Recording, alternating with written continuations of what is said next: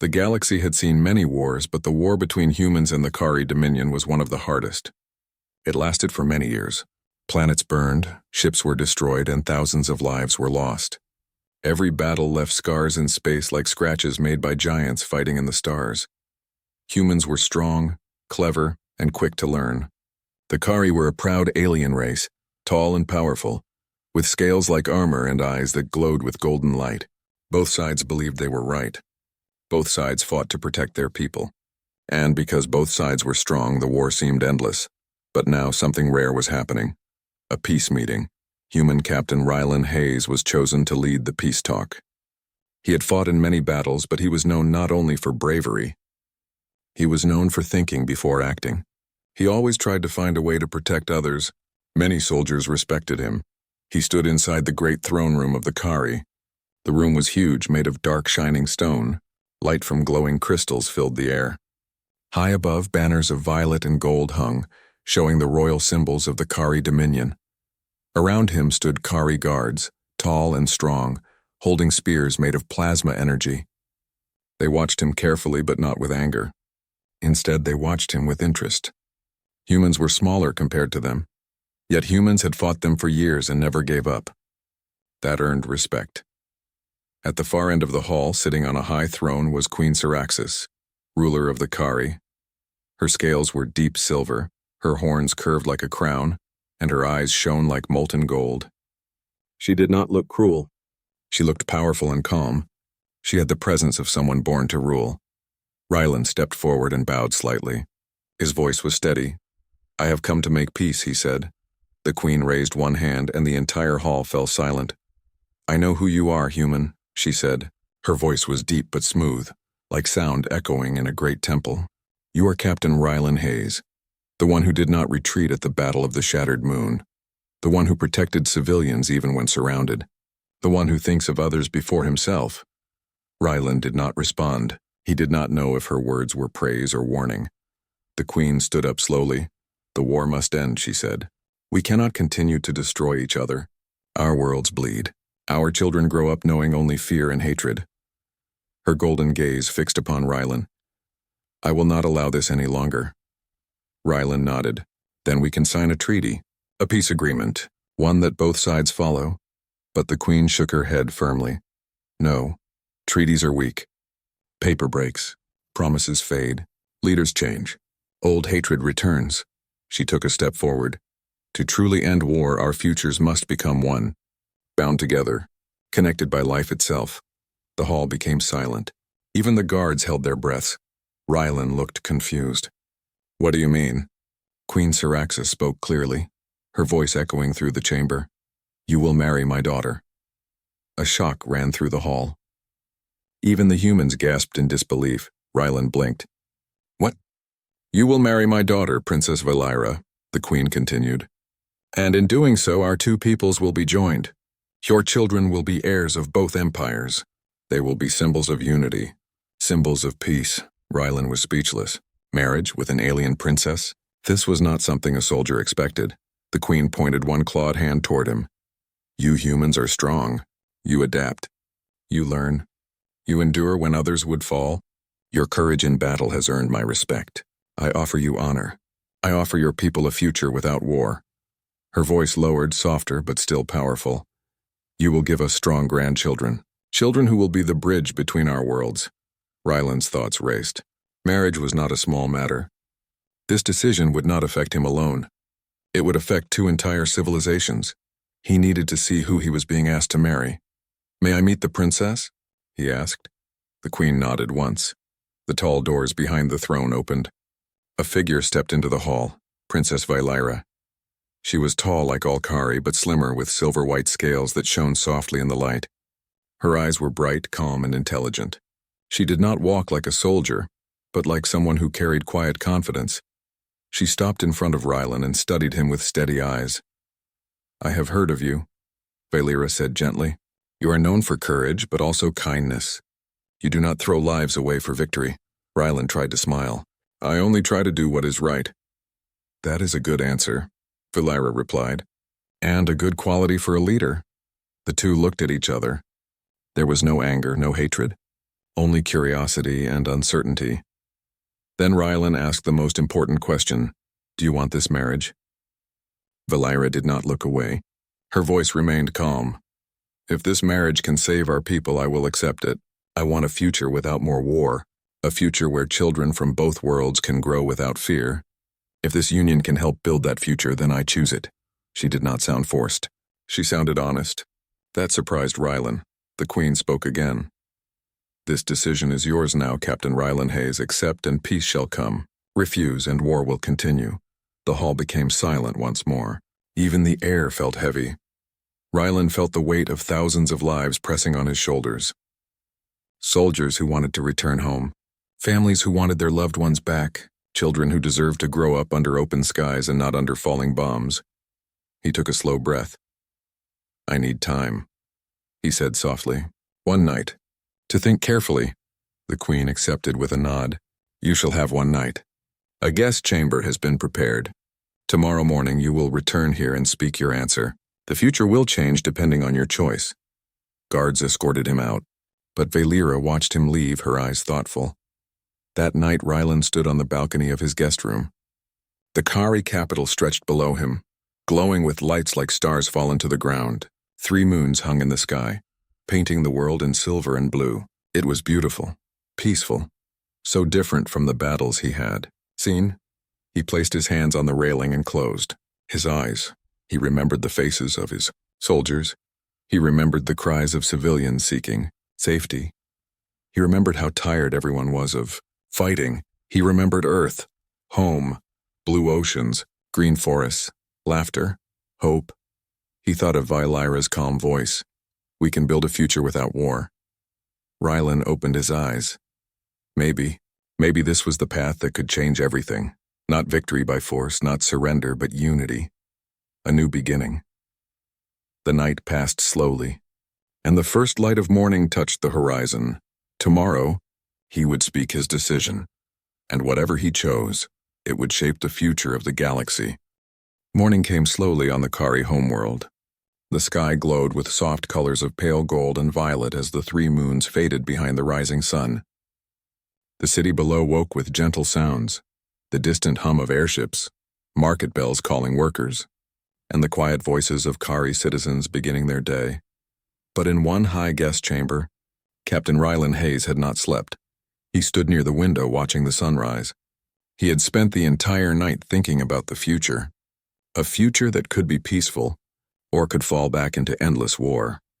The door opened quietly behind him. It was Princess Valeira. She entered without guards.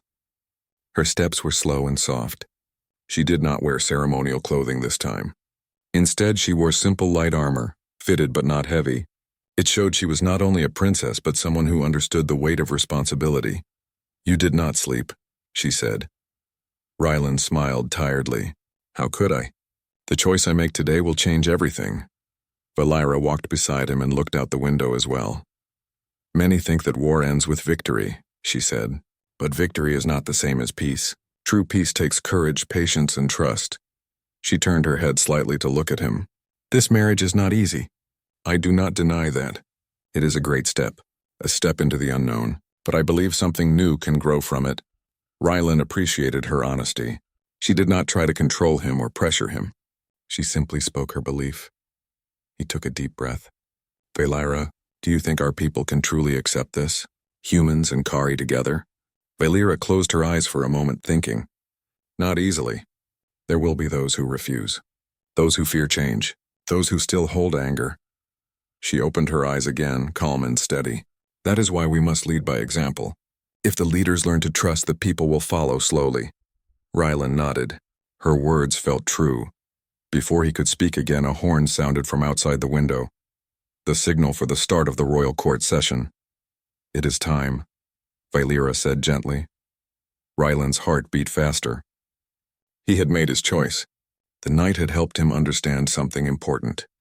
War could not continue, not if there was even a small chance for peace. He turned and walked toward the grand hall with Valeira by his side. The great throne room was just as grand as before. Tall pillars, glowing crystals, guards standing like statues. The queen sat on her throne, waiting. Human diplomats stood nervously off to one side. Kari council members watched with careful eyes. Rylan stepped forward. Everyone fell silent. Queen Syraxis leaned forward slightly. Her golden eyes narrowed with interest. "Captain Rylan Hayes, you have had the night to think. Speak now. What is your decision?" Rylan did not look down. He did not look afraid. His voice was calm. "I accept the marriage," he said. The hall filled with sudden reactions. Whispers, gasps, murmurs from both sides. Some were shocked. Some were confused. Some were relieved. But the queen smiled slowly, a deep, proud smile. "Then peace will have a future," she said. Valira did not smile widely, but her eyes showed something warm. Respect, appreciation, and perhaps a small beginning of trust. The human diplomats looked unsure, but they saw the hope in Rylan's decision. They understood the meaning. Ending the war was more important than pride. The queen raised her hand. The hall fell silent again. "Let it be known across the stars," she declared, her voice strong and clear. "The war is over. The human Captain Rylan Hayes will marry Princess Valira of the Kari. Our two peoples shall walk a new path together." Deep sound rang through the hall as Kari guards struck their spears on the floor in ceremonial unity. The sound was like thunder, but not everyone accepted this easily. In the far chambers of council, some Kari lords whispered, "A human should not sit beside the royal blood. How do we know this is not a trick? Humans are small and weak. They are not like us." And in the human delegation, some officers whispered, "This is too sudden. We cannot trust them. What if this peace is a trap?" The world did not change in one moment. Rylan understood this. Valira understood this. The queen understood this. Peace was not a door that opened easily. It was a path that needed to be walked step by step. Later that day, Rylan and Valira toured the city together. It was important for people to see them side by side. The city was beautiful. Tall crystal towers shined under the light. Markets were colorful and lively. Children ran through the streets laughing, their scales glowing lightly in the sun. And everywhere, citizens stopped to look at the two. Some bowed respectfully, some stared with curiosity. One small Kari child tugged gently on Rylan's coat. He looked down. "Are you the human who will marry our princess?" the child asked. Rylan knelt so he could speak at eye level.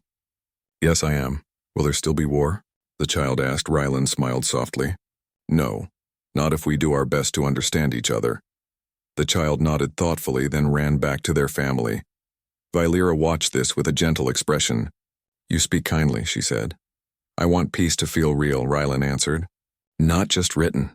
Valira looked at him quietly, and something inside her softened. That evening, the queen invited both human and Kari representatives to a formal dinner. It was not a celebration yet, but a symbolic gathering. Food was served from both cultures. Human bread and fruits, Kari mineral-rich grains, and starleaf salads. The hall smelled warm and comforting. The queen stood and raised her cup. "Tonight we share food because we now share destiny," she said. Rylan and Valira sat side by side. They spoke lightly, learning small things about each other. Valira liked to meditate at sunrise. Rylan liked to drink tea before long journeys. Valira had trained with warrior monks. Rylan had grown up near forests and rivers. Their worlds were different, but their hearts did not feel distant. But peace, even in its first steps, always faces challenge. After the dinner, as the hall was clearing, a loud voice echoed from one corner. A Kari warrior stepped forward angrily. He wore battle markings on his armor. "I do not accept this," he shouted. "A human does not deserve our princess. The war should not end. The Dominion should have victory, not compromise." Guards moved to stop him, but the queen raised her hand. They froze. The warrior pointed at Rylan. "If the human wishes to stand with us, let him prove his strength. Let him show he is worthy." The hall held its breath. Rylan did not step back. He did not show fear. He simply asked calmly, "What must I do?" The warrior growled. "A trial of honor, not a battle to the death. A test of courage. A test of heart. Show the Kari that you are not weak." Rylan looked at the queen. "If this will help our peace, I will face the trial." Valira's eyes widened. "Rylan," but he nodded to her. "Peace must be earned." "I understand that." The queen finally spoke. "Very well. At dawn tomorrow, the trial of honor will be held. Let all see the resolve of the one who chooses peace. Rylan exhaled slowly. The future of unity now rested not only on words, but on the strength of his heart. The sun rose slowly the next morning, painting the Kari capital with warm gold light. The sky was clear, and a soft wind moved through the banners hanging over the palace walls. Today was the day of the trial of honor. Captain Rylan Hayes stood in the center of a large open arena. The ground was smooth stone, marked with ancient symbols.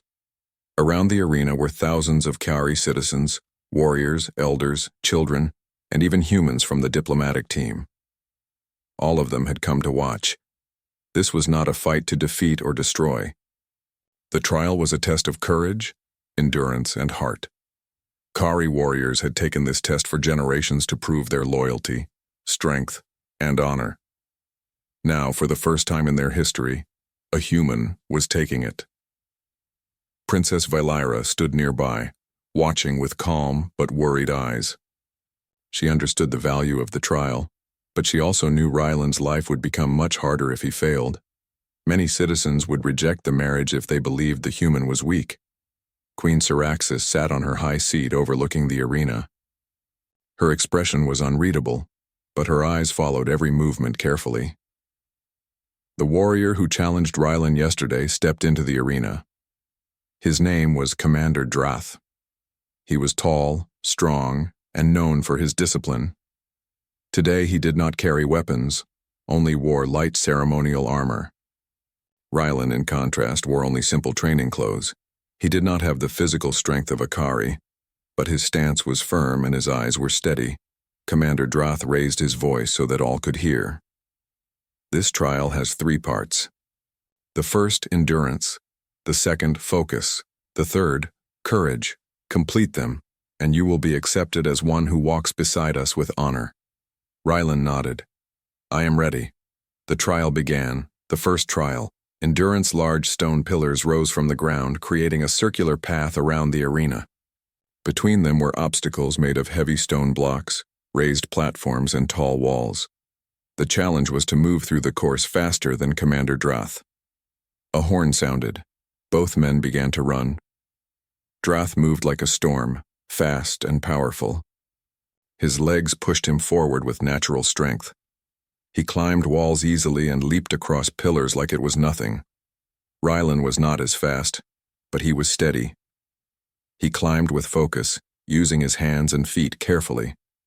He did not waste energy. He did not panic. The crowd watched closely. Some expected Rylan to fall behind and fail quickly, but he did not.